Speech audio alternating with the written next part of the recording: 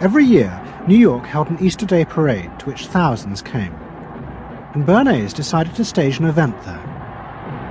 He persuaded a group of rich debutantes to hide cigarettes under their clothes. Then they should join the parade, and at a given signal from him, they were to light up the cigarettes dramatically. Bernays then informed the press that he had heard that a group of suffragettes were preparing to protest by lighting up what they called torches of freedom.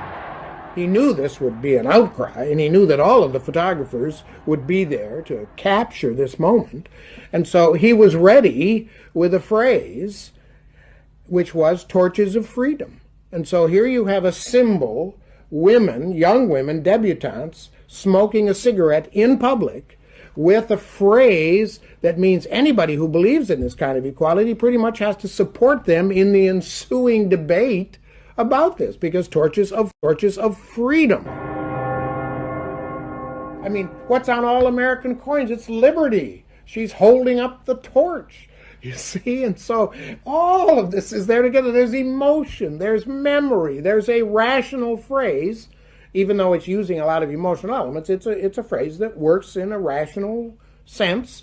All of this is together. And so the next day, this was not just in all of the New York papers, it was across the United States and around the world. And from that point forward, the sale of cigarettes to women began to rise. He had made them socially acceptable with a single symbolic act.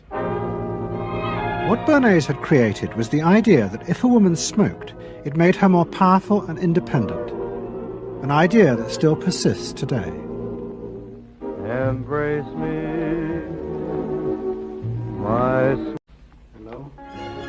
Bernays soon became famous as the man who understood the mind of the crowd, and in 1924 the president contacted him.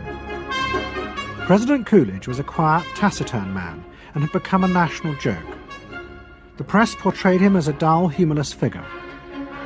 Bernays' solution was to do exactly the same as he had done with products. He persuaded 34 famous film stars to visit the White House. And for the first time, politics became involved with public relations. And I lined up these 34 people, and I'd say, "What's your name?" He'd say, "Al Jolson." I'd say, "Mr. President, Al Jolson."